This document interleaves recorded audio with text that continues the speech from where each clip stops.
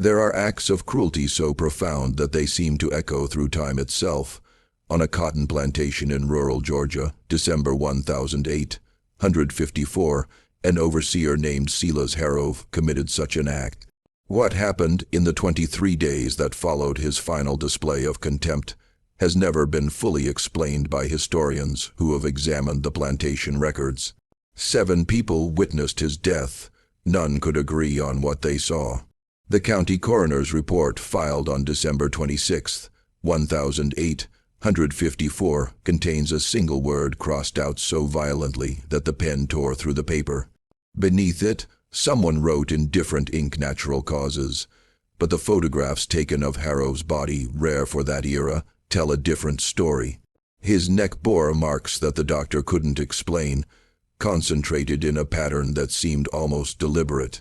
Before we continue with the story of Silas Harrove and the Thornhill plantation, I need you to do something for me. Subscribe to Circle of Fear 1 and turn on notifications, because stories like this one, buried in forgotten archives and sealed county records, don't surface often, and I want to know, where are you listening from right now? Drop your state or city in the comments. You might be closer to places like this than you think. The Thornhill plantation sat in the low country of Georgia, where the Ogeechee River carved through red clay and pine forests. By 1854, it had grown into one of the most profitable cotton operations in the region, spanning nearly 2,000 acres and employing over 140 enslaved people. The plantation house itself was a monument to wealth extracted from suffering. 3 stories of white columns and wraparound porches visible for miles across the flat fields. Spanish moss hung from the live oaks that lined the long drive leading to the main house, creating shadows that shifted and moved with every breeze. Edmund Thornhill had inherited the plantation from his father in 1848.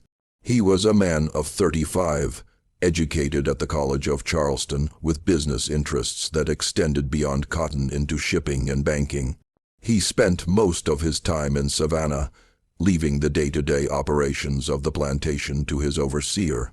Thornhill prided himself on being a modern plantation owner, one who understood efficiency and profit margins. He kept meticulous records tracking every bale of cotton, every pound of seed, every expense down to the penny. But he had little interest in the human cost of his wealth. The enslaved people who worked his land were to him simply assets in a ledger, their value measured in productivity and replacement cost. Silas Hargrove had arrived at Thornhill in the spring of 1852, hired by Edmund Thornhill after the previous overseer had died of yellow fever. Hargrove came with references from plantations in South Carolina and Alabama, each letter praising his ability to maintain order and maximize productivity. He was a compact man, no taller than 5'7", with a face weathered by sun and a voice that carried across the fields like a whip crack. His eyes were a pale gray, cold and assessing, always calculating. He dressed in the practical clothes of his station, rough cotton shirts, wool trousers, heavy boots, but he carried himself with an authority that demanded obedience. The enslaved community learned quickly that Harrove's cruelty wasn't explosive or unpredictable. It was methodical, calculated, designed to break spirits as efficiently as possible. He believed that fear was the most effective tool for maintaining control, and he wielded it with precision. A man who worked too slowly would find his food rations cut. A woman who spoke back would be assigned the hardest, most degrading tasks. Children who cried were separated from their mothers. Harrove understood that physical punishment left marks that could reduce a person's value, so he preferred psychological torment, the kind that left no visible scars, but broke people from the inside out. Among those who worked the cotton fields was a woman named Ruth. She was 38 years old in the autumn of 1854, though she looked a decade older. The years of labor had bent her back and gnarled her hands, but her eyes remained sharp and intelligent. Ruth had been born on the plantation, as had her mother before her. She'd spent her entire life within the boundaries of Thornhill land, never traveling more than 10 miles from the place of her birth. She worked as a field hand, rising before dawn to pick cotton until her fingers bled, her back screaming with pain, her body pushed beyond what seemed humanly possible. But Ruth was more than just a field hand. She also served as an unofficial healer for the enslaved community, using knowledge passed down through generations: herbs for fever, pickuses for wounds, teas that could ease pain or help a woman through childbirth. Her mother had been a healer, and her grandmother before that, the knowledge traveling across the ocean from Africa, adapting to new plants and new circumstances. Ruth knew which bark could bring down a fever, which roots could stop bleeding, which leaves could ease the pain of a difficult birth. She knew how to set a broken bone, how to treat burns, how to recognize the signs of infection before it turned deadly. This knowledge made her valuable to the enslaved community, a source of hope and comfort in a world designed to strip away both. When a child fell ill, it was Ruth they called for. When a woman went into labor, Ruth was there to guide the baby into the world. When a man injured himself in the fields, Ruth knew how to keep the wound from festering. She worked quietly, never drawing attention to herself, never claiming credit or seeking recognition. She simply did what needed to be done, using the knowledge that had been entrusted to her. But this same knowledge made her dangerous in Hargrove's eyes. He distrusted anything he couldn't control, and Ruth's influence among the other enslaved people represented a kind of power that existed outside his authority. When people looked to Ruth for help, they weren't looking to him.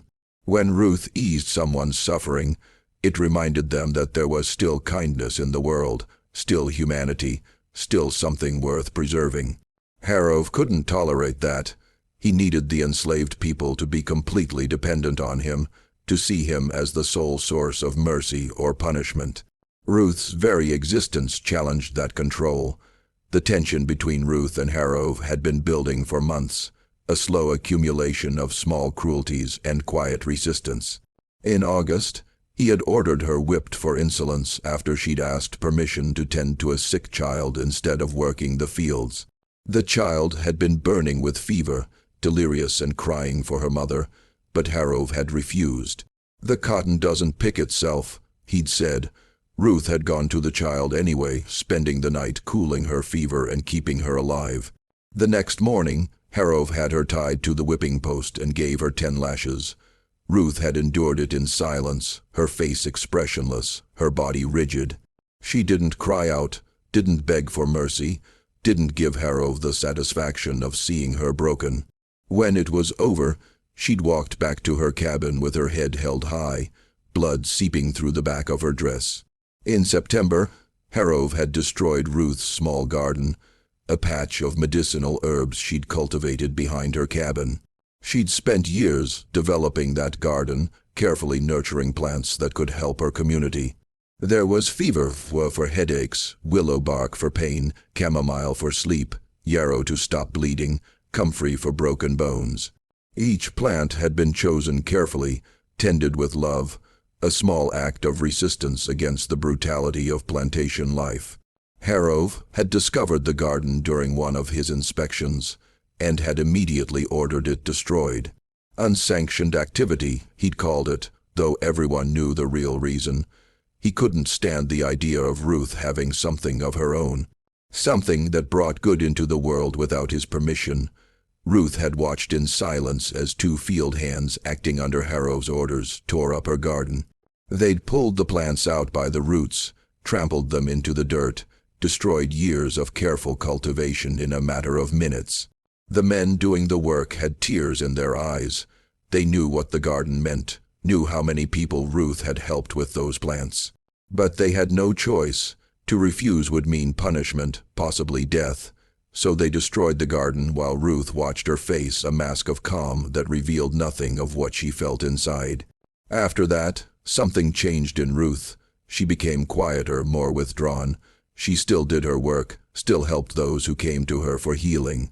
But there was a distance to her now, as if she'd retreated to some place deep inside herself where Harrove couldn't reach. The other enslaved people noticed the change and worried. Ruth had always been a source of strength, someone who could endure anything and still find reasons to hope. But now that hope seemed to be fading, replaced by something harder and colder, there was another person on the plantation who noticed Ruth's transformation, a young woman named Dinah. She was 19 years old, born on a neighboring plantation, and sold to Thornhill 2 years earlier when her previous owner had died and his estate was liquidated. Dinah worked in the fields alongside Ruth, and over time, Ruth had begun teaching her the healing arts. Dinah had a natural talent for it. She could remember which plants did what, could identify herbs by sight and smell, had gentle hands that could soothe pain. Ruth had recognized this gift and had begun passing on her knowledge, teaching Dinah everything she knew. But after the destruction of the garden, Ruth had stopped teaching. When Dinah asked questions, Ruth would answer briefly and then fall silent. When Dinah tried to talk about the future, about continuing the healing work, Ruth would change the subject. It was as if Ruth had given up on the idea that there would be a future worth planning for. Dinah wasn't the only one who noticed changes on the plantation that autumn. Joseph, the house slave who served Harrov his meals and maintained his cabin, had observed something troubling about the overseer. Harrov had always been cruel, but his cruelty had been controlled, purposeful. Lately, though, there was an edge to him, a barely contained rage that seemed ready to explode at any moment. He would fly into rages over minor infractions, screaming at workers for imagined offenses. He'd become paranoid, convinced that the enslaved people were plotting against him, that they were deliberately working slowly or sabotaging equipment. Joseph had worked as a house slave for most of his life.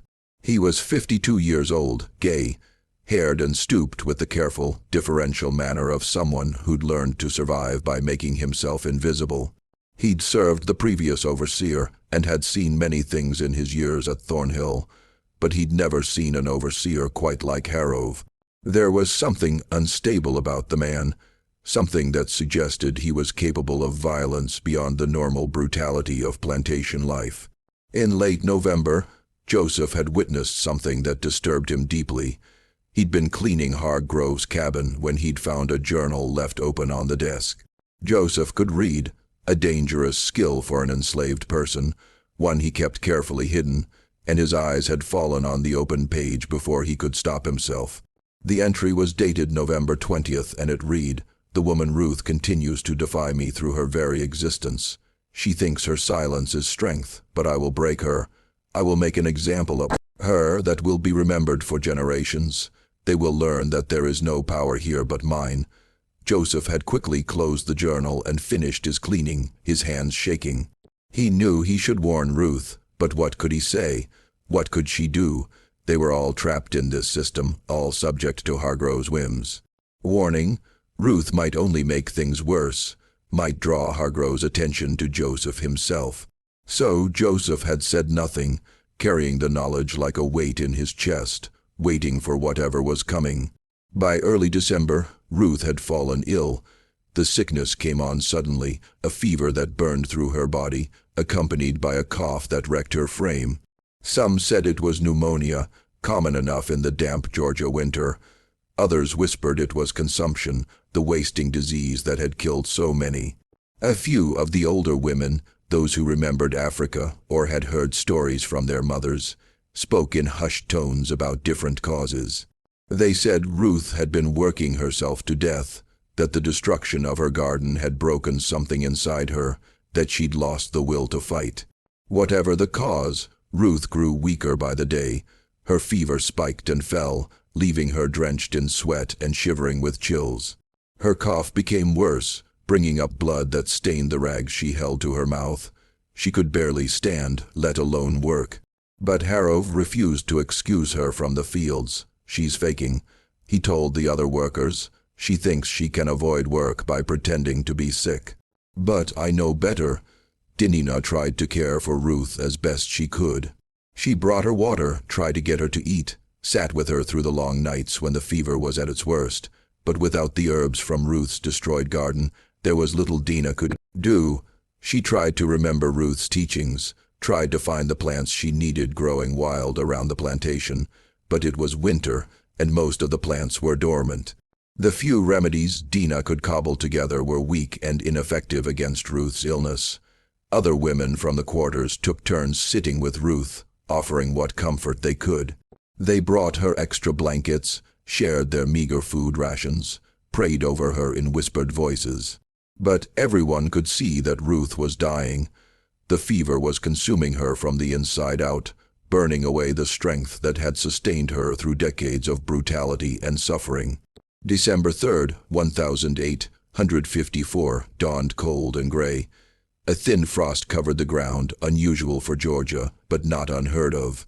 The temperature had dropped overnight, and a bitter wind blew in from the north, cutting through thin clothing and making everyone miserable. The enslaved workers gathered at dawn, as they did every morning, waiting for Harrove to assign the day's tasks. They stood in loose groups, stamping their feet against the cold, breath misting in the frigid air. Ruth was among them, though she could barely stand. Dina and another woman were supporting her, one on each side, practically holding her upright. Ruth had wrapped herself in a thin blanket, but it did little against the cold. Her face was flushed with fever, her eyes glossy and unfocused. She swayed on her feet, her breath coming in shallow, labored gasps that turned to white vapor in the cold air. Hargrove emerged from his cabin, a small structure near the main house that served as his office and living quarters. He carried his ever-present writing crop and a ledger book where he recorded each day's cotton weights. His breath steamed in the cold air as he looked over the assembled workers, counting heads, assessing their readiness for the day's labor, when his gaze fell on Ruth. His expression hardened into something ugly and vindictive. "You," he said, pointing the crop at her. "You're still here." Ruth lifted her head with visible effort. Her eyes were glassy with fever, but she met his gaze. There was no defiance in her look, no challenge, just a weary acceptance of whatever was coming. "I can work," she said, her voice barely above a whisper, each word an effort. "You're worthless," Hargrove said. He walked toward her, his boots crunching on the frost-covered ground. "You've been worthless for weeks, eating food, taking up space, contributing nothing. You're a drain on this plantation's resources." Ruth said nothing. She simply stood there, swaying slightly between the two women supporting her, the blanket clutched around her shoulders with trembling hands. Harrove stopped directly in front of her. The other workers had gone silent, watching. Everyone knew what was coming. They'd seen Hargrove's rages before, seen how he used humiliation as a weapon, how he seemed to take pleasure in breaking people down. But what happened next went beyond even his usual cruelty. "You think you're special," Hargrove said, his voice low and venomous. He leaned in close, so close that Ruth could smell the coffee on his breath, the tobacco he chewed. "You think your roots and your herbs make you important. You think people need you, but you're nothing. You hear me? Nothing. You're a piece of property and not even a valuable one. You're used up. Worn out, worthless." Ruth's legs gave out. She collapsed to her knees, the blanket falling away from her shoulders. The two women tried to hold her up, but Ruth's weight was too much. She ended up on her hands and knees in the frost, her body shaking with the effort of holding herself up. A coughing fit seized her, violent spasms that shook her entire frame. Blood flecked her lips, dark against her fever-flushed skin. Harrove looked down at her, and for a moment something flickered across his face. Not pity or compassion, but a kind of satisfaction, as if he'd finally achieved what he'd been working toward. He'd broken her. After months of resistance, months of quiet defiance, he'd finally reduced Ruth to this. A sick woman on her hands and knees in the dirt, coughing up blood, unable even to stand. Then deliberately, with full awareness of what he was doing, Harrove spat. The glob of saliva landed on the back of Ruth's neck just below her hairline, sliding down beneath the collar of her dress. It was an act of such profound contempt, such complete dehumanization that several of the watching workers gasped audibly. In a world full of cruelty, this stood out as something worse. Something that crossed a line that even slavery's brutality usually respected. The silence that followed was absolute. Even the birds seemed to have stopped singing. The wind died down, leaving the air still and cold. Ruth remained on her hands and knees, her breath coming in ragged gasps, blood dripping from her mouth onto the frost-covered ground. Slowly, with tremendous effort, she lifted her head and looked up at Harov. Her eyes, despite the fever, were clear and focused. She didn't speak. She didn't need to. The look she gave him contained something that made several of the watching workers step back involuntarily. It wasn't anger or hatred.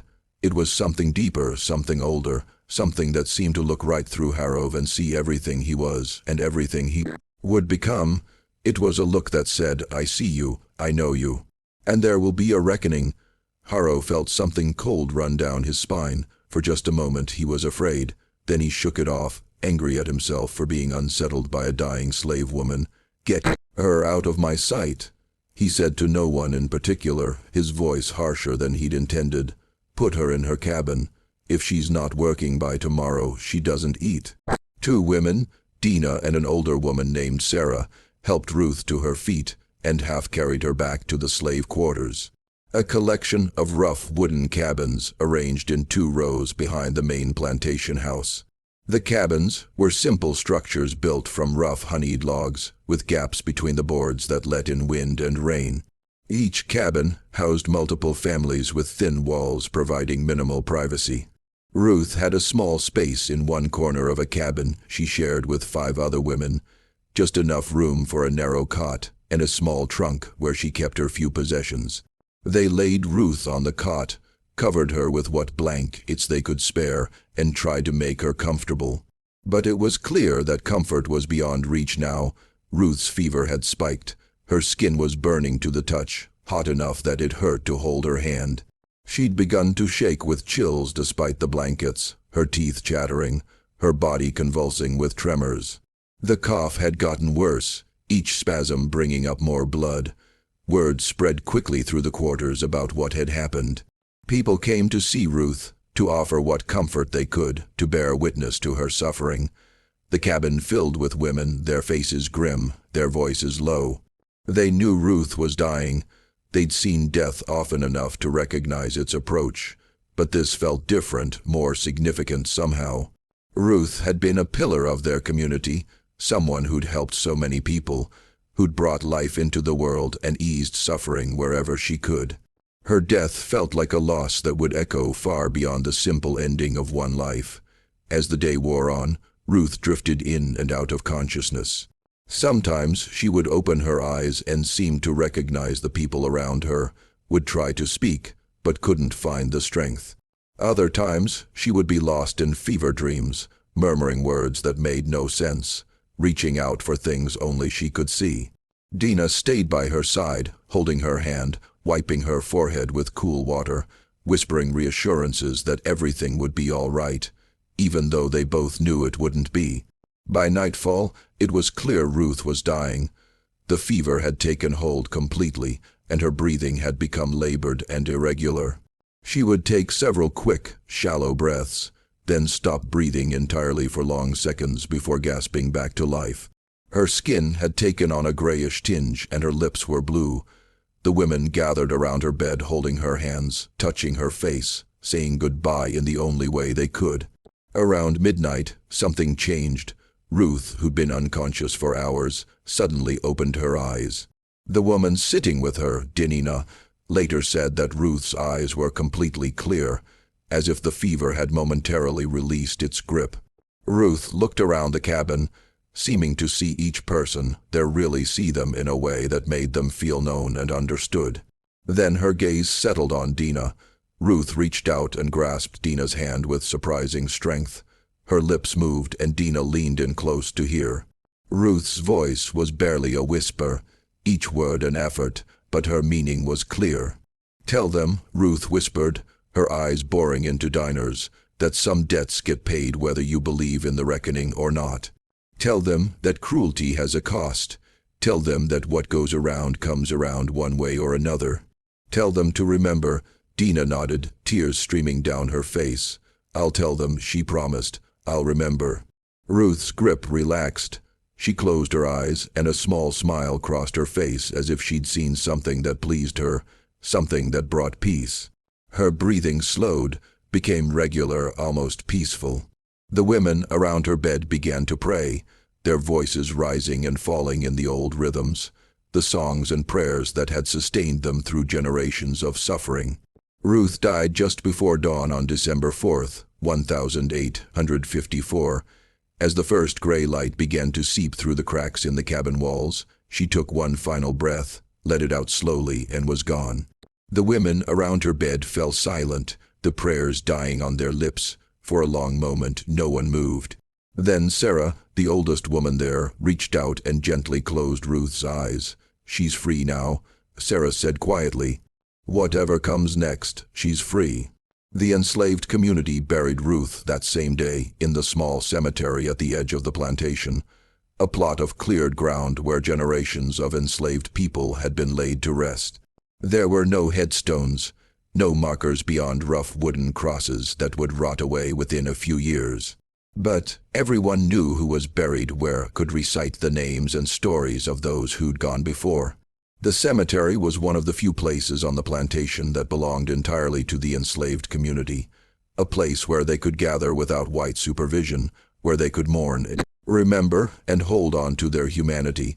The burial was a simple affair. There was no coffin, just Ruth's body wrapped in a clean sheet, the best they could manage.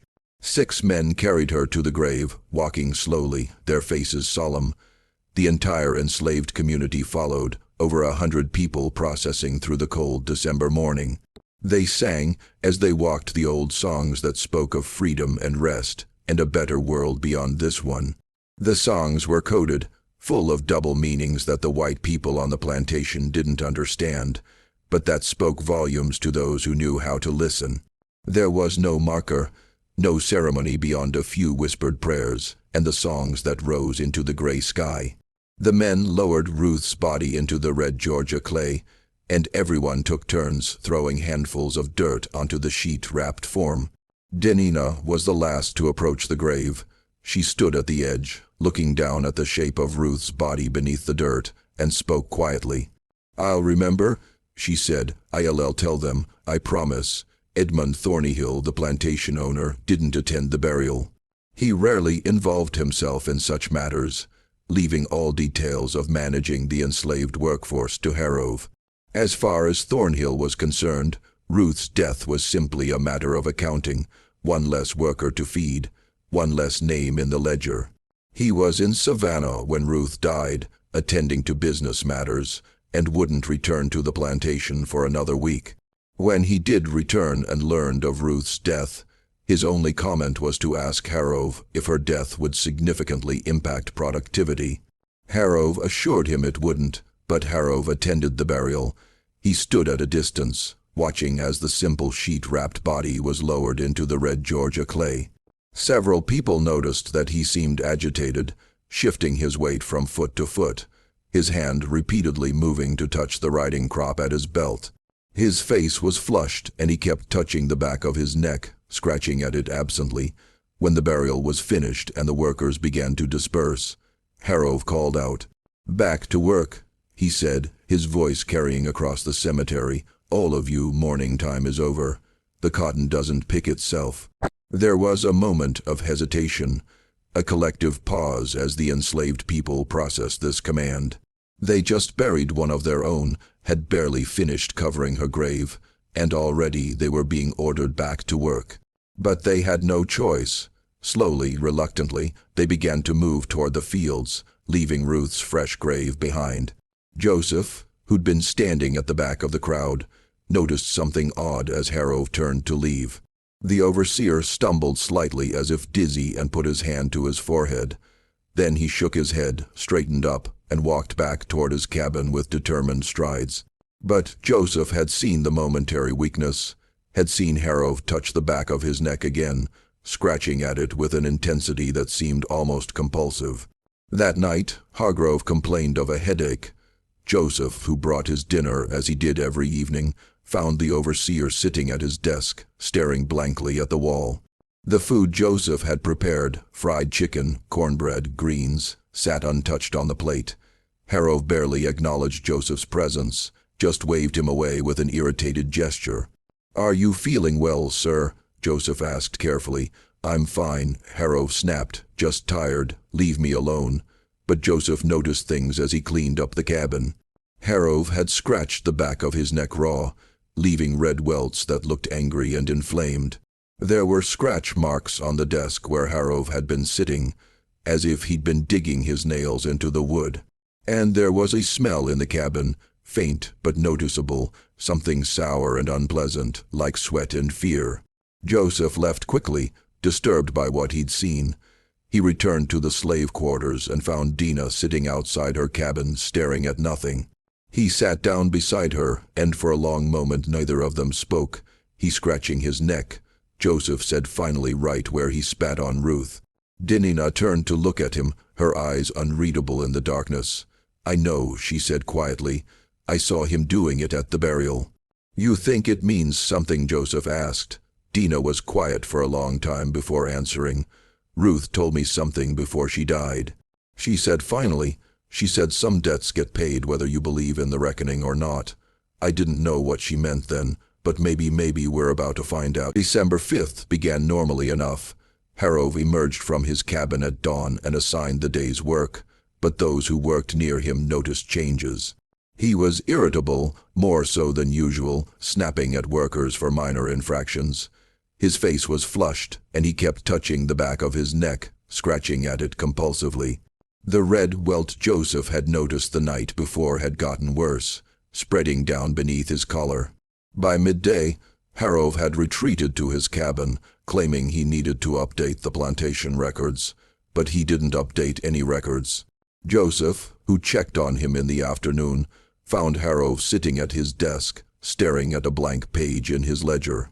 The lamp was lit, even though it was still daylight, casting long shadows across the room. Harrove hadn't written anything. He just sat there, one hand absently scratching the back of his neck, staring at the empty page. That evening, Harrove summoned Joseph to his cabin. When Joseph arrived, he found Hargrove in the same position, still staring at the blank page. The lamp had burned low and the cabin was full of shadows. Harrove didn't look up when Joseph entered. "Did you hear anything last night?" Harrove asked without preamble. Joseph, confused, shook his head. "No, sir. Hear what singing?" Hargrove said. "I heard singing coming from the quarters. A woman's voice singing those songs you people sing." Joseph felt a chill run down his spine. He knew this was impossible. After Ruth's death, the quarters had been silent. No one had sung. No one had even spoken above a whisper. The grief was too fresh, too raw, but he also knew better than to contradict Harrove. "I didn't hear nothing, sir," Joseph said carefully. Harrove finally looked up. His eyes were bloodshot, and the scratches on his neck had gotten worse, some of them bleeding slightly. "You're lying," he said flatly. "I heard it. A woman singing. It sounded like it was right outside my window, but when I looked, there was no one there. Maybe it was the wind, sir." Joseph suggested. "It was blowing pretty hard last night. It wasn't the wind," Hargrove said, his voice rising. "I know what I heard. Someone was singing. Someone was out there watching me." Joseph didn't know what to say. Harrove was clearly not well, the bloodshot eyes, the scratches, the paranoia. But Joseph also knew that pointing this out would only make things worse. "Would you like me to bring you some food, sir?" Joseph asked, trying to change the subject. "Get out," Hargrove said suddenly. "Get out before I have you whipped for insolence." Joseph left quickly, his heart pounding. He'd served Harrove for 10 years and had learned to read the overseer's moods, to know when to speak and when to stay silent. But this was different. This was a man coming unraveled, losing his grip on reality, and Joseph had no idea what that might mean for the rest of them. Over the next 3 days, Harrove's condition deteriorated rapidly. He stopped coming out of his cabin entirely, sending messages through Joseph about work assignments. The scratches on his neck had spread, angry red lines that looked like claw marks running down beneath his collar and up toward his hairline. He complained constantly of headache, of hearing things, singing, whispers, footsteps outside his cabin at night. On December 6th, Harrove sent Joseph to fetch Dr. Pritchard, but then changed his mind before Joseph could leave. "No," Hargrove said. "No, doctor. They'll think I'm crazy. It's nothing, just a fever. It'll pass." But it didn't pass. On December 7th, Hargrove refused to eat, claiming the food tasted wrong, that someone was trying to poison him. He accused Joseph of tampering with his meals, of putting something in his water. Joseph denied it, of course, but Hargrove wouldn't listen.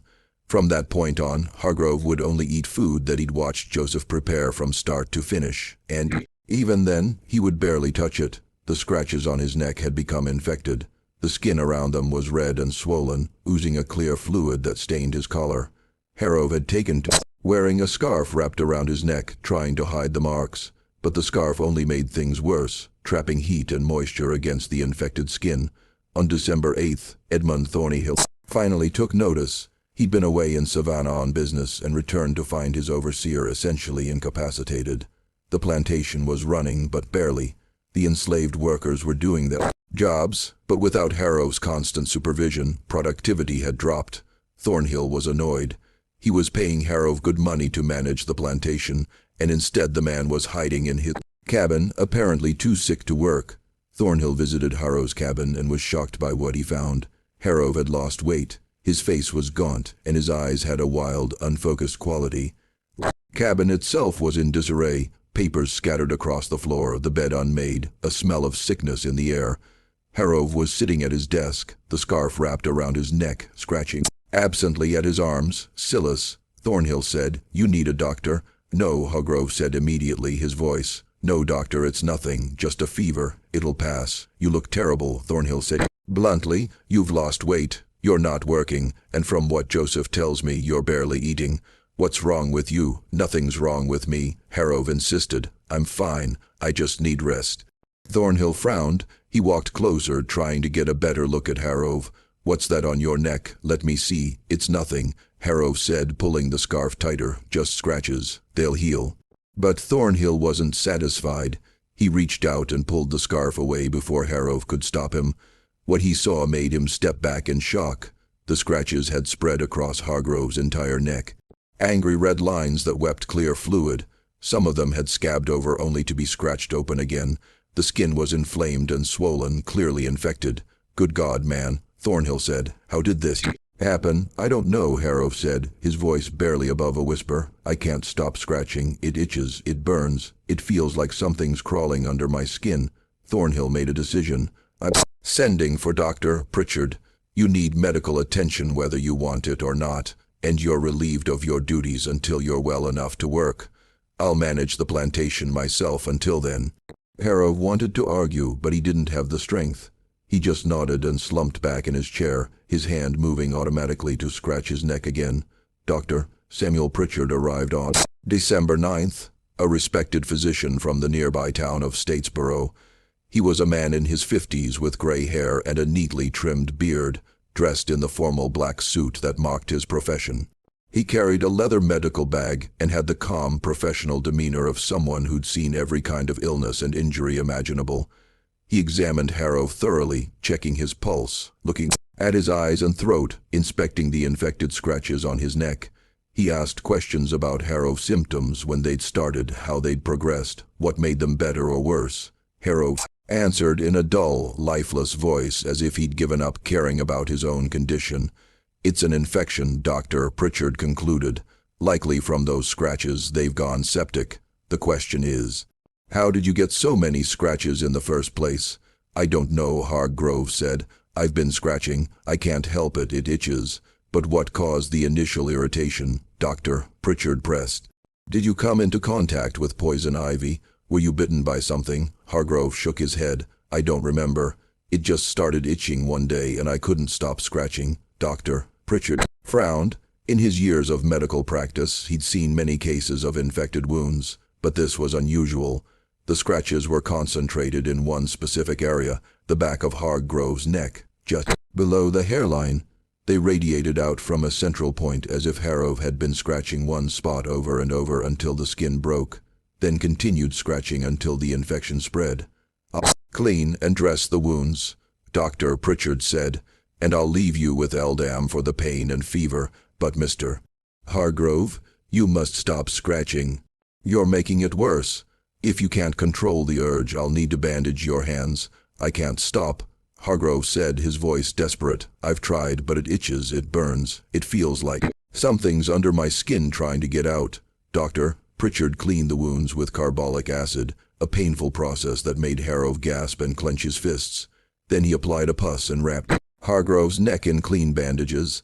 He left instructions with Joseph about changing the bandages daily and gave Harrow a bottle of LD, Mum with strict instructions about dosage. Rest, Doctor, Pritchard said. Keep the wounds clean and dry.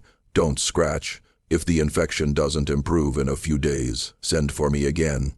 But Hargrove couldn't follow those instructions. Within hours of Dr. Pritchard's departure, he'd torn off the bandages and scratched the wounds open again. The relief was immediate, but temporary. The itching would subside for a few minutes, then return with renewed intensity, driving him to scratch again. By December 10th, the infection had spread.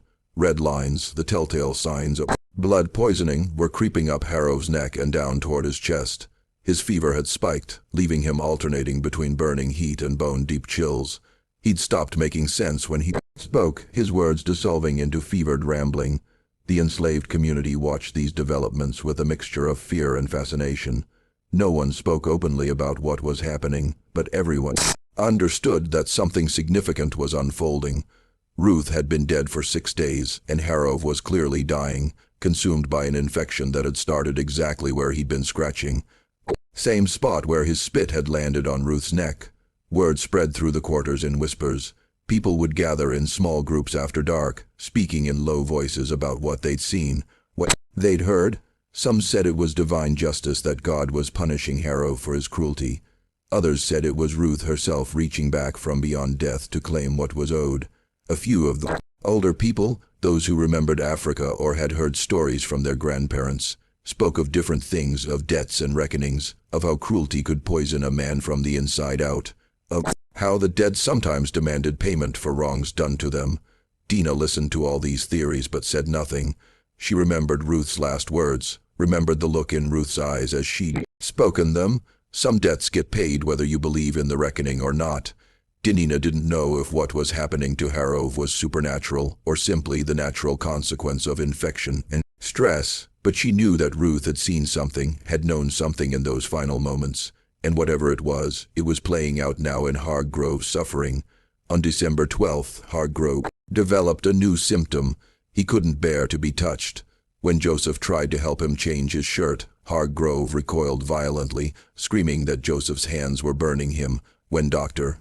Pritchard returned to check on his patient and tried to examine the infected wounds, Harrow pushed him away with surprising strength, crying out that the doctor was trying to hurt him. He's delirious, Doctor, Pritchard told Edmund Thornyhill. The infection has spread to his blood. It's affecting his mind. He needs constant care, and he needs to be restrained if necessary to keep him from scratching. But restraining Harrow proved impossible. He fought anyone who tried to tie his hands, thrashing and screaming with a strength that seemed impossible for someone so sick. Eventually, they gave up and simply left him alone in his cabin, checking on him periodically, but otherwise letting him do as he wished. The house slaves who had to enter his cabin to bring water or check on him reported strange things. They said Harrow would sometimes be found standing at the window, staring out toward the slave quarters, muttering to himself. Other times he would be curled up on his bed, whimpering like a child, his hands pressed against his ears as if trying to block out sounds only he could hear. Once Sarah found him on his knees in the middle of the cabin, his hands clasped, as if in prayer, tears streaming down his face. "I'm sorry," he'd been saying over and over.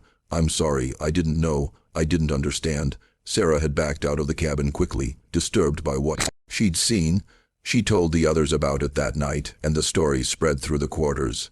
Harrow was apologizing, but to whom? To God, to Ruth, to all the people he'd tormented over the years. On December 14th, Edmund Thornyhill insisted on bringing Dr. Pritchard back for another examination. The doctor arrived to find Hargrove in a terrible state. He'd lost more weight. His face was gaunt and gray, and his eyes had sunken deep into their sockets. The infection had spread across his entire neck and down onto his chest, angry red lines radiating out from the original scratches. The smell of sickness was overwhelming, sweat and infection and something else, something that made Dr. Pritchard think of rotting meat. "How long does he have?" Thornhill asked quietly, pulling the doctor aside. Dr. Pritchard shook his head. "Days at most. The infection is too advanced. It's in his blood now, spreading through his entire body. There's nothing more I can do. How did this happen?" Thornhill demanded. "It was just scratches, Doctor." Pritchard chose his words carefully. "Sometimes infections take hold in ways we don't fully understand. The body's humors become imbalanced. In Mr. Harrove's case, I believe his mental state contributed to his physical decline. He was convinced someone was poisoning him, that he was being watched. That kind of fear and stress can weaken a man's constitution, make him susceptible to illness." What Dr. Pritchard didn't say, what he couldn't say without sounding like a superstitious fool, was that he'd never seen an infection progress quite like this. The pattern of it, the way it had spread from that single spot on Harrove's neck, the timing of it all. It was unusual, not impossible, not supernatural, but unusual enough to make a man of science uncomfortable. That night, Dr. Pritchard sat in his office in Statesboro and wrote in his private journal a record he kept of unusual cases. He described Harrove's symptoms in detail, noted the progression of the infection, recorded his observations about the patient's mental state. Then he paused, pen hovering over the page, debating whether to include what he was thinking.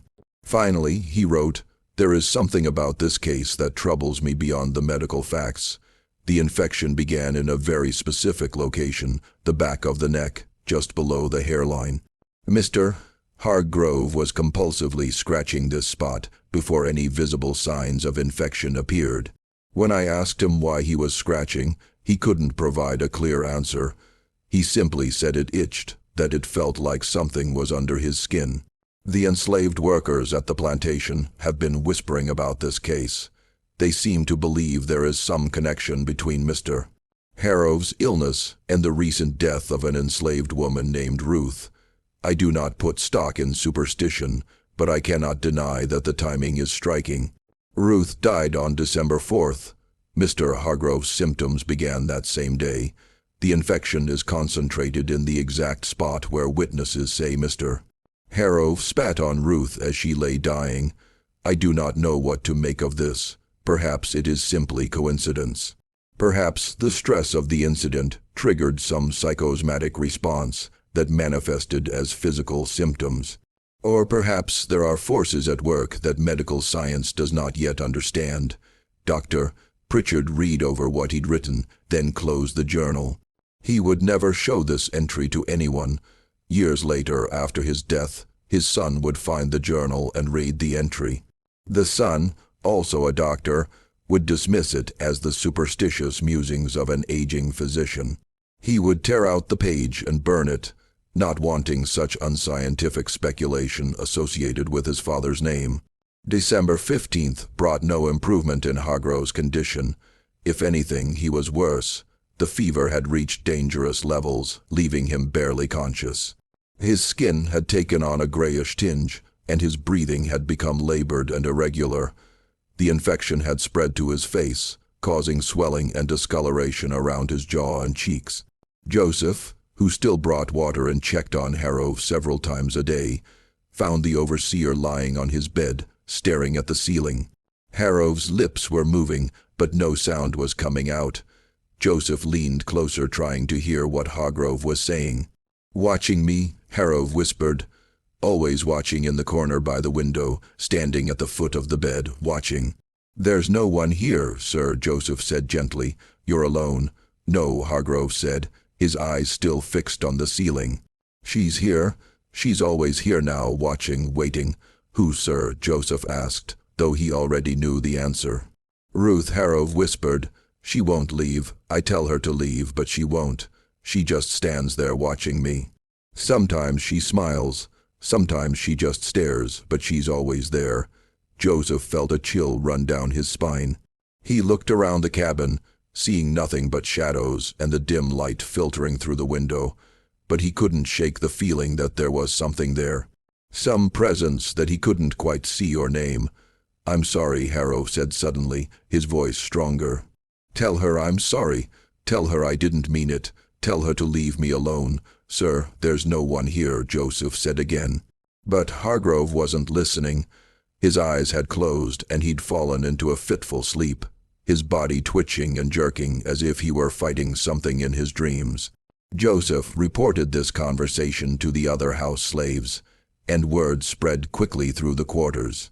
The reaction was complex, satisfaction mixed with unease. They'd all wanted to see Harrov punished for his cruelty, but watching him deteriorate into madness and infection was disturbing even to those who hated him most. Some felt vindicated, seeing his suffering as just payment for the pain he'd caused. Others felt uncomfortable, as if they were witnessing something that shouldn't be seen, something that crossed boundaries between the living and the dead. Dinina's reaction was different. When she heard about Harrov's hallucinations, about him seeing Ruth standing in his cabin, she felt a strange sense of peace. Ruth had promised that debts would be paid, and now it seemed that promise was being fulfilled. Whether through divine intervention, supernatural forces, or simply the natural consequences of guilt and infection, Harrov was facing a reckoning, and Ruth in whatever form was there to witness it. On December 18th, Harrov began to hallucinate more intensely. Joseph, who still brought him meals that went uneaten, reported that Harrov was having full conversations with people who weren't there. Sometimes he seemed to be arguing with someone, his voice rising in anger, gesturing wildly at empty air. Other times, he would fall silent, staring at a corner of the room as if watching something Joseph couldn't see. His face a mask of terror. "She's here," Hargrove said once, his eyes fixed on the empty corner. "She's always here now, watching, judging." "Who, sir?" Joseph asked, though he knew the answer. "Ruth," Hargrove whispered. "She won't leave. I tell her to leave, but she won't. She just stands there looking at me with those eyes, those terrible knowing eyes." Joseph reported this to Edmund Thornyhill, who was growing increasingly frustrated with the situation. His overseer was dying. Christmas was approaching, and he needed to find a replacement. Quickly, the plantation couldn't run itself, and Thornhill had no desire to manage it personally. He'd already begun making inquiries, reaching out to contacts in Savannah and Charleston, looking for someone who could take over Harrow's duties, but finding a new overseer wasn't easy. Word had spread about Harrow's illness, about the strange circumstances surrounding it. Some potential candidates were superstitious enough to be wary of taking a position where the previous overseer had died under such unusual circumstances. Others simply didn't want to deal with the complications of taking over mid-season with Christmas approaching and the cotton already picked and baled. On December 20th, Harrov could no longer get out of bed. The infection had spread throughout his body, and he was burning with fever. His skin had taken on a grayish tinge, and the smell of sickness had become overwhelming. The infected wounds on his neck had turned black in places, the tissue dying and rotting while he was still alive. Dr. Pritchard returned, took one look at Harrov and pulled Edmund Thornyhill aside. "There's nothing more I can do," the doctor said quietly. "The infection is too advanced. It's in his blood now, spreading through his entire body. He has days at most. You should prepare for the end." Thornhill was furious, not at Harrow's impending death, but at the inconvenience of it. Christmas was in 5 days, traditionally a time when even enslaved people were given a few days of rest, and he needed to find a new overseer quickly. The plantation couldn't run itself, and he had no desire to spend his Christmas managing field hands and cotton production. "How did this happen?" Thornhill demanded. "It was just scratches." "How does a man die from scratches?" Dr. Pritchard shook his head. "Sometimes infections take hold in ways we don't fully understand. The body's humors become imbalanced. In Mr. Hargrove's case, I believe his mental state contributed to his physical decline. He was convinced someone was poisoning him, that he was being watched, that he was being punished for something. That kind of fear and stress can weaken a man's constitution, make him susceptible to illness. The mind and body are connected in ways we're only beginning to understand." "What, doctor?" Pritchard didn't say. What he couldn't say without sounding like he believed in superstition was that there was something deeply unsettling about this case.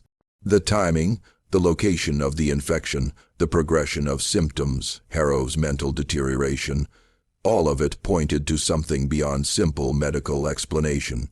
Not supernatural necessarily, but certainly unusual. In his years of practice, Dr. Pritchard had seen many people die, but he'd never seen anyone die quite like this. December 22nd brought a cold snap. Temperatures dropped below freezing, rare for coastal Georgia. Ice formed on the water troughs, and the enslaved workers huddled in their cabins, trying to stay warm with inadequate blankets and clothing. The cold seemed to seep into everything, making the already difficult conditions of plantation life even harder to bear. In his cabin, Harrove was dying. He'd stopped speaking coherently, his words dissolving into fevered mumbling. The infection had spread to his face, causing swelling and discoloration that made him almost unrecognizable. His breathing was labored, each breath a struggle, a wet rattling sound that could be heard from outside the cabin. Edmund Thornyhill stopped visiting. He couldn't stand the smell, couldn't stand watching his overseer reduced to this. He left instructions with Joseph to keep Harrove comfortable and to inform him when the end came.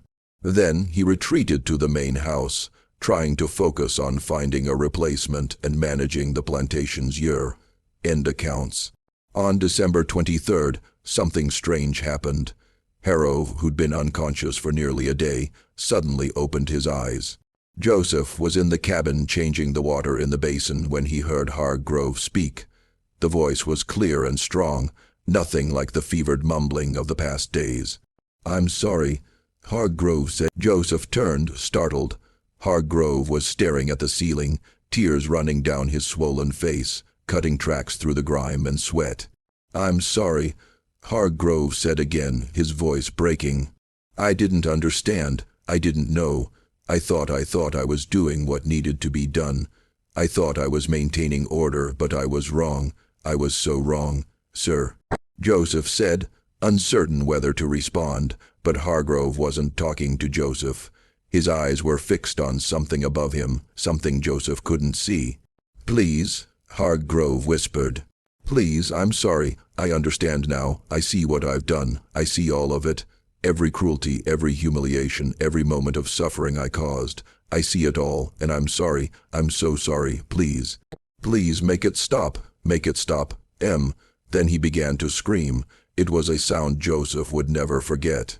Pure terror, the sound of a man confronting something beyond his comprehension, something that stripped away every defense and left him naked and vulnerable. The screaming went on for nearly a minute, Harrow's voice rising and falling, sometimes forming words, but mostly just raw sound. The expression of fear so profound it couldn't be contained. The screaming brought people running. Sarah and 2 other house slaves burst into the cabin, followed moments later by Edmund Thornyhill himself. They found Harrove thrashing on the bed, his eyes wide and staring, his mouth open in a silent scream. His voice had given out, but his body continued to convulse as if he were still screaming. "Hold him down," Thornhill shouted. "He'll hurt himself." But when they tried to restrain Harrove, he fought with surprising strength. It took 4 people to hold him down, and even then he continued to struggle, his eyes fixed on something above him, something only he could see. Finally, after what seemed like hours, but was probably only a few minutes, Harrow's body went limp. He collapsed back onto the bed, his breathing shallow and rapid, his eyes still open, but no longer seeing. "What happened?" Thornhill demanded, looking at Joseph. "I don't know, sir," Joseph said, his voice shaking. "He just started screaming. He was apologizing to someone, and then he started screaming." Thornhill looked down at Harrove, at the infected wound that covered his neck and chest, at the swollen face and sunken eyes. "He's dying," Thornhill said flatly. "Finally, Joseph, stay with him. Send for me when it's over." But Harrove didn't die that night. He lingered through December 24th, Christmas Eve, in a state that was neither fully conscious nor unconscious. His eyes were open, staring at the ceiling, but he didn't react to anything around him. His breathing had become irregular, sometimes stopping for long seconds before resuming with a gasping wheeze. The house slaves who had to enter his cabin to bring water or check on him reported that his eyes would sometimes follow them, tracking their movements across the room, but he never spoke, never moved beyond the slight rise and fall of his chest. The plantation observed a subdued Christmas Eve. Traditionally, the enslaved people would have been given the evening off, allowed to gather and celebrate in their own way, to sing and dance and forget for a few hours the brutality of their daily lives. But with Harrow dying and Thornhill in a foul mood, the atmosphere was tense and uncertain. People stayed in their cabins, speaking in whispers, waiting for news. Dina spent Christmas Eve sitting outside her cabin, wrapped in a thin blanket, looking up at the stars. She thought about Ruth, about the last words Ruth had spoken, about the promise of a reckoning. She thought about Harrow dying slowly and painfully in his cabin, consumed by infection and guilt. And she wondered if this was justice, if this was what Ruth had meant when she'd said that debts get paid whether you believe in the reckoning or not. Just before midnight on Christmas Eve, a sound echoed across the plantation. It came from Harrow's cabin, a long rattling gasp followed by silence. Joseph, who'd been dozing in a chair outside the cabin, jerked awake. He waited, listening, but heard nothing more. The silence stretched on, heavy and absolute. Slowly, Joseph stood and pushed open the cabin door. Harrow was dead. His eyes were still open, staring at the ceiling, his mouth frozen in what might have been a scream or a plea, but it was his neck that made Joseph step back in shock. The infection, which had spread across Harrow's body in angry red lines, had concentrated in one spot, the exact spot where he scratched compulsively for weeks, the same spot where his spit had landed on Ruth's neck. The skin there had turned black, necrotic, and had split open, revealing infected tissue beneath. The wound was deep, going down to the bone, and it had a smell that made Joseph gag, sweet and rotten, the smell of death. Joseph ran to get Edmund Thornyhill. The plantation owner arrived with a lamp, took one look at Harrow's body, and immediately sent for Dr. Pritchard. The doctor arrived just after dawn on Christmas morning, examined the body, and began to fill out the death certificate. Cause of death? Thornhill asked, his voice clipped and business-like. Dr. Pritchard hesitated. He looked at Harrow's neck, at the concentrated infection, at the pattern of it. In his medical training, he'd learned that infections could spread in unpredictable ways, that the human body was complex and not fully understood. But he'd also learned that some things were better left unexplained, especially in a community where superstition ran deep and people were already whispering about curses and divine justice. Septicemia, Dr. Pritchard said finally, blood poisoning from an infected wound. He wrote this on the death certificate, signed it, and handed it to Thornhill. But as he was packing his medical bag, he paused. Mr. Thornhill, may I ask the woman who died earlier this month, Ruth, I believe her name was? What was the cause of her death? Thornhill shrugged, already thinking about the arrangements he'd need to make. The new overseer he'd need to hire. Pneumonia, I suppose, or consumption. Does it matter? No, Dr. Pritchard said slowly. I suppose it doesn't, but it did matter, at least to Dr. Pritchard. That night, in his private journal, he wrote about Hargrove's death. He noted the progression of the infection, the location of it, the timing. He also noted, though he couldn't explain why it seemed significant, that Harrow had died exactly 21 days after Ruth's death, and that the infection had concentrated in the exact spot where Harrow had scratched, the same spot where witnesses said he'd spat on Ruth as she lay dying. Dr. Pritchard never showed this journal entry to anyone. Years later, after his death, his son found the journal and read the entry. The son, also a doctor, dismissed it as the superstitious musings of an aging physician.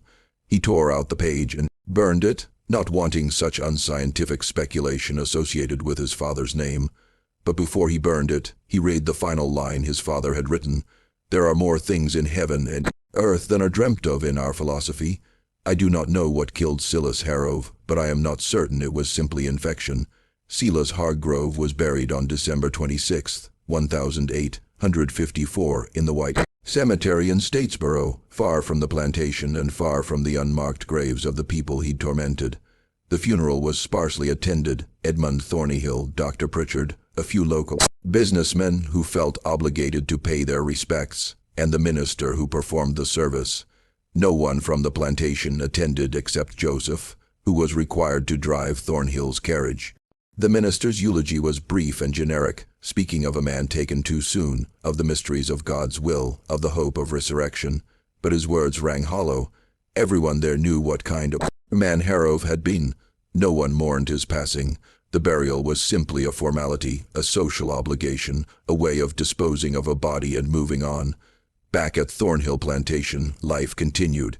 Edmund Thornyhill hired a new overseer, a man named Crawford, who came with similar references to Harrow's, but who, perhaps having heard about his predecessor's fate, proved to be marginally less cruel. He was still an overseer, still enforcing a brutal system, still using violence and intimidation to maintain control. But he was careful. He never destroyed anyone's garden. He never spat on anyone. And when someone fell ill, he allowed them rest, at least for a day or two. The enslaved community returned to their work, their lives, their quiet resistance. But something had changed. In the weeks and months following Hargrove's death, people noticed small things. The cabin where Harrow had died remained empty. No one wanted to live there, and Thornhill didn't force the issue. Workers who passed it at night sometimes reported hearing sounds from inside, though when investigated, the cabin was always empty. Scratching sounds, they said, like someone clawing at wood, desperate to get out or to get at something beneath the surface. More significantly, the story of what had happened spread beyond the plantation. In the enslaved community across Georgia, it became a story told in whispers, a story that carried both warning and hope. The details changed with each telling. Some versions made Ruth a conjure woman with special powers. Others made Harrow's death more dramatic, more obviously supernatural, but the core remained the same. A woman had been shown the ultimate disrespect in her dying moments, and the man who done it had died in agony exactly 3 weeks later, consumed by an infection that started in the exact spot where he'd committed his final act of cruelty. Edmund Thornyhill never spoke publicly about Harrow's death. In his private correspondence discovered years later by historians, he mentioned it only once in a letter to a business associate dated January 15, 1855. The overseer situation has been resolved. The new man is adequate, though perhaps too cautious. I sometimes wonder if Harrow's death has made him superstitious. These rural folk are prone to such nonsense. Still, productivity is acceptable, and I suppose a cautious overseer is better than a dead one. But Thornhill's own behavior suggested he wasn't entirely immune to that nonsense. After Harrow's death, he spent less time at the plantation, preferring his townhouse in Savannah. When he did visit, he avoided the slave quarters and never went near Harrow's old cabin. In 1858, he sold the plantation entirely and moved to Charleston. Citing business opportunities, those who knew him said he seemed eager to leave Georgia behind, as if the place held bad memories he wanted to escape. The Thornhill plantation changed hands several times before the Civil War. During the war, it was briefly used as a Confederate supply depot, then burned by Sherman's troops during the March to the Sea in 1864. After the war, the land was divided and sold off in parcels. The main house was never rebuilt. Today, the site is mostly farmland with a few scattered houses and a historical marker that mentions the plantation's existence, but says nothing about the people who lived and died there, nothing about Ruth or Harrow or the events of December 1854, but the story persisted. In the 1930s, as part of the Federal Writers Project, interviewers collected oral histories from formerly enslaved people. Several of these interviews, conducted with elderly men and women who'd been children during slavery, mentioned the story of Ruth and Harrow. The details varied. Some remembered it happening in Georgia. Others placed it in South Carolina or Alabama. Some said the overseer died on Christmas Day. Others said it was New Year's. But the core was always the same. An overseer had spat on a dying enslaved woman, and he died shortly after, consumed by an infection that started where his spit had landed.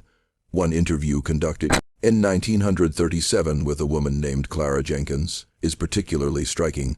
Clara was 93 years old at the time of the interview, living in a small house outside Atlanta. She'd been born on a plantation near Thornhill and had heard the story from her mother, who'd heard it from someone who'd been there when it happened. "My mom had told me about that overseer," Clara said in the interview, her voice still strong despite her age. Said he was a mean man, meanest she ever heard of. And there was this woman, Ruth was her name, who knew about healing and such. She could cure fevers, help with birthing, set bones. People depended on her, but this overseer, he hated her, hated that people looked to her instead of to him. So he made her life miserable, destroyed her garden, had her whipped, worked her when she was sick. And when she was dying, when she could barely stand, he spat on her like she was nothing, like she was less than human. Clara paused, her eyes distant, as if she were seeing something from long ago. My mama said that woman even dying. She looked at him with eyes that saw everything, that knew everything, and she said something. Nobody heard what, but she said something, and that man, he started scratching his neck right where he'd spat on her, scratched it till it bled, scratched it till it got infected, scratched it till it killed him. My mama said it was 21 days exactly, 3 weeks, and she said that's how long it takes for a debt like that to come due. The interviewer, a young white woman from Atlanta, asked Clara if she believed the story was true. Clara looked at her for a long moment before answering. I believe there's things in this world we don't understand, she said slowly. I believe cruelty has a cost. Whether that cost comes from God or from something else, I can't say, but I believe it comes. I've seen it in my own life, seen cruel people suffer in ways that seemed like more than just bad luck.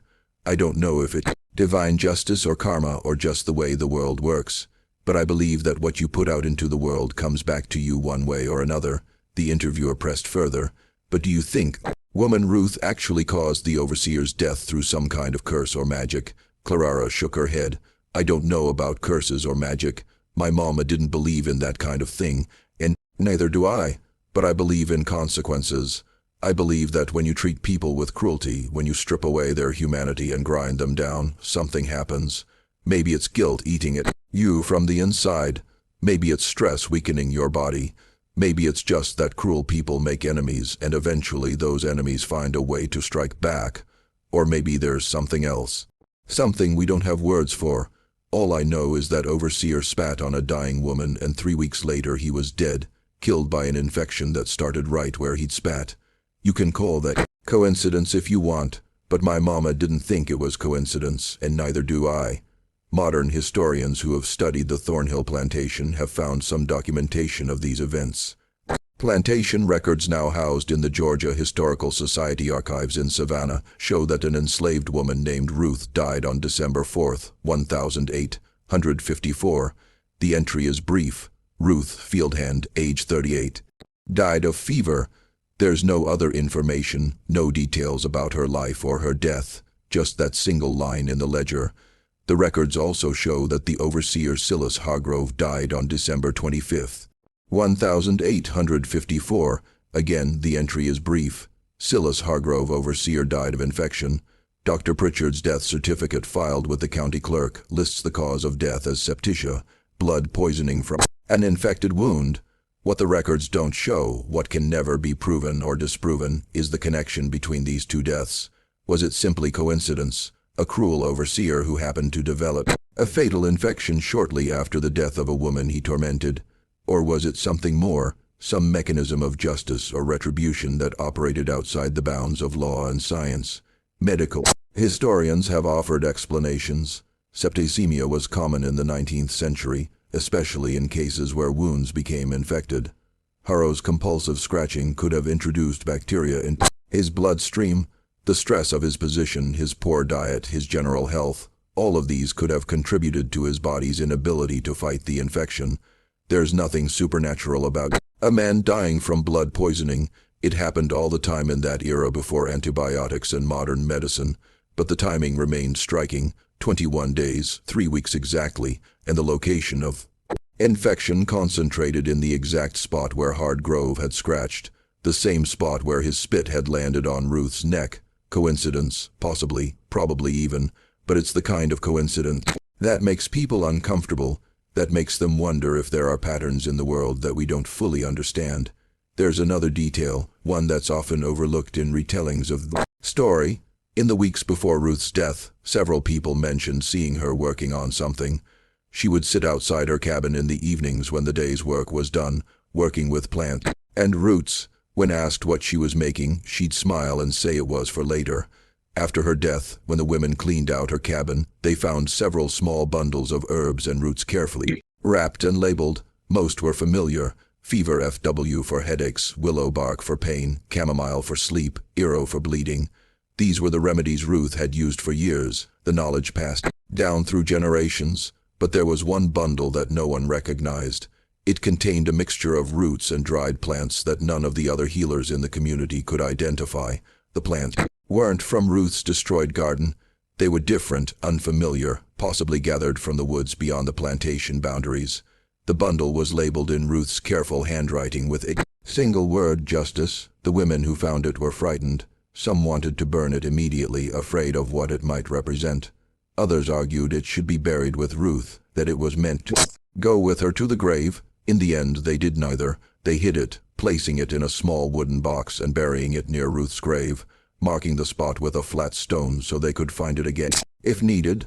Whether this bundle had anything to do with Harrow's death is impossible to say. Ruth never used it, never had the opportunity to use it. It was simply there, a preparation for something that never came to pass, at least not in any way that could be directly traced. Ruth died before she could do anything with whatever she'd prepared, or perhaps it did come to pass, just not in the way anyone expected. Perhaps the act of preparation itself was enough, a declaration of intent that somehow manifested in the world. Perhaps Ruth's knowledge of plants and roots extended beyond simple healing into areas that modern science doesn't fully understand. Or perhaps, and this is what most historians would argue, it was simply a dying woman's attempt to maintain some sense of control, some belief that justice might eventually be served, even if she wouldn't live to see it. The truth, as with so many stories from this period, is lost to time. What remains are the documented facts. Ruth died on December 4th, 1854. Silas Hargrove died on December 25th, 1854, exactly 21 days later, from an infection that began in the spot where he'd scratched compulsively. Same spot where witnesses said he'd spat on Ruth as she lay dying. These are facts recorded in plantation ledgers and death certificates and county records. Everything else, the meaning of it, connection between these events, the question of whether this was justice or coincidence, that's for you to decide. Was it divine intervention? Was it a curse? Some form of folk magic that Ruth had learned from her ancestors? Was it simply the natural consequence of guilt and stress manifesting as physical illness? Or was it pure coincidence? Two unrelated deaths that happened to occur in close proximity with no connection beyond the one we impose on them through storytelling. The people who lived through these events had their own opinions. The enslaved community at Thornyhill believed that Ruth had somehow reached back from death to claim what was owed. They believed that Harrow's suffering was payment for his cruelty, that justice had been served even if it came through mysterious means. This belief sustained them, gave them hope that even in a world designed to strip away their humanity, there was still some force that recognized their worth, that punished those who treated them with contempt. The white community had different explanations. Dr. Pritchard believed it was a medical case, unusual but explainable through the science of the time. Edmund Thornyhill believed it was bad luck, an unfortunate coincidence that cost him a good overseer.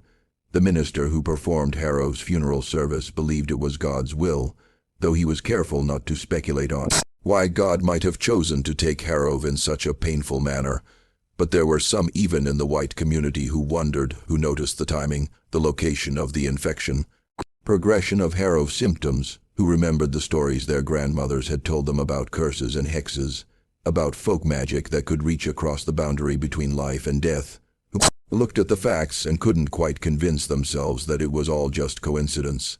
In the end, perhaps the truth doesn't matter as much as what the story represents. It's a story about power and powerlessness, about cruelty and consequences, about the human need to believe that justice exists, even when the law provides none. It's a story that was told and retold for generations, changing with each telling but always maintaining its core, that some debts get paid whether you believe in the reckoning or not. What do you think of this story? Do you believe everything was revealed? Was this divine justice, a biological coincidence, or something else entirely? Leave your comment below. If you enjoyed this tale and want more stories like this, stories pulled from forgotten archives and sealed records, stories that make you question what's possible, subscribe to Circle of Fear. 1. Hit the notification bell and share this with someone who loves mysteries. These stories need to be told, need to be remembered. The people who lived them, who suffered and died in systems designed to erase their humanity, deserve to have their stories preserved.